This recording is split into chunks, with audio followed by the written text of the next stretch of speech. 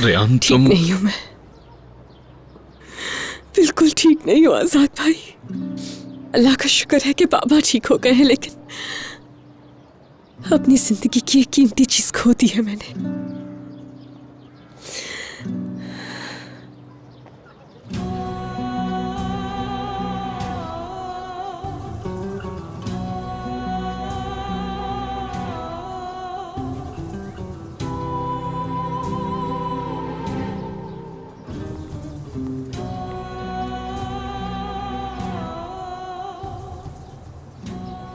बता भी नहीं सकती कितनी तकलीफ में हूं, अल्फाज ही नहीं है मेरे पास।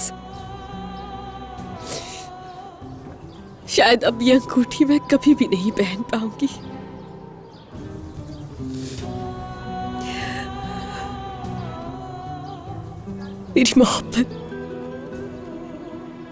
मेरी मोहब्बत फिर कभी नहीं मिल पाएगी मुझे।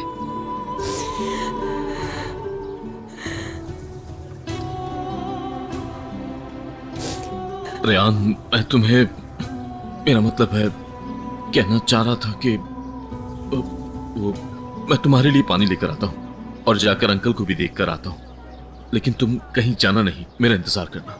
आता हूँ।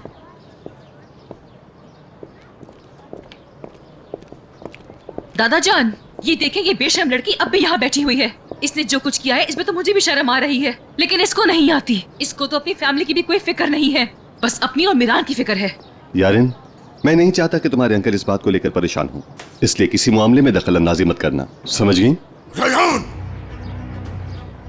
बाबा, बाबा बाबा देखें, पहले ही परेशानियां बहुत रुकिए ज्यादा बाबा। हैं। बाबा क्या कर रहे प्लीज। हैं? क्या हुआ बाबा? तो ठीक है। तुम्हारा बाप कभी ठीक नहीं हो सकता।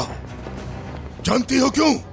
क्योंकि उसकी तुम्हारे जैसी मनहूस औलाद है। बाबा, अभी भी तुम्हें कुछ समझ आया या नहीं, या फिर अपने बाप के मरने का इंतजार कर रही हो? तुम्हारे इस 2 टके के प्यार के लिए तुम्हारा बाप कितनी कुर्बानियां दे रहा है। देखें बाबा, बस करें। रेयान को पहले ही अपनी गलती का एहसास हो चुका है। क्या समझ जाएगी? उसके बाद क्या होगा?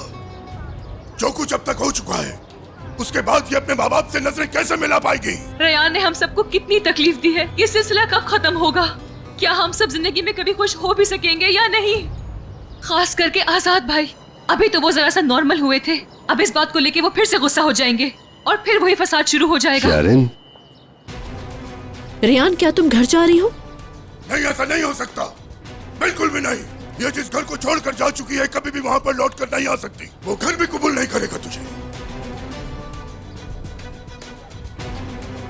आना चाहेगी भी तो नहीं आने दूंगा। दादा जान! आजाद, आजाद चुप रहो। आप सब लोग तो बस मौके की तलाश में रहते हैं, है ना? कि बस इस पर गुस्सा करने का मौका मिले। कम से कम इसका हाल तो देखें। कितनी तकलीफें बर्दाश्त की हैं इस मासूम ने। और जो तकलीफें हम बर्दाश्त कर रहे हैं, उनका क्या? इसकी वजह से अंदर अस्पताल में मेरा बेटा पड़ा हुआ है। नहीं, आपके बेटे का यह हाल मीरान की वजह से हुआ है। रेयान को बस इस बात को समझने में थोड़ा सा वक्त लगा है। इसके लिए हमारे घर के दरवाजे हमेशा खुले हैं, जब चाहे वो आ सकती है। याद रखिएगा, इसकी फैमिली हमेशा इसके साथ है।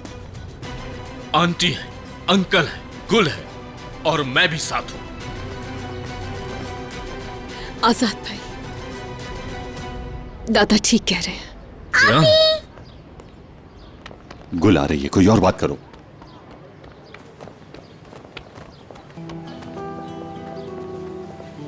क्या हुआ आपा की जान? शुक्र है आप मिल गई।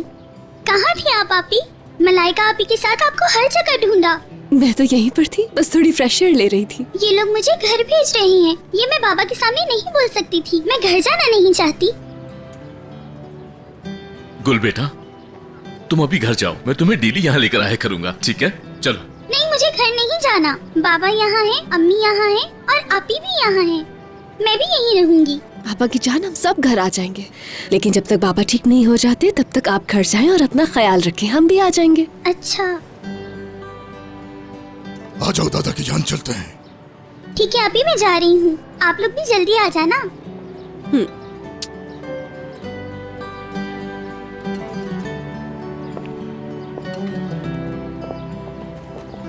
आओ चलें।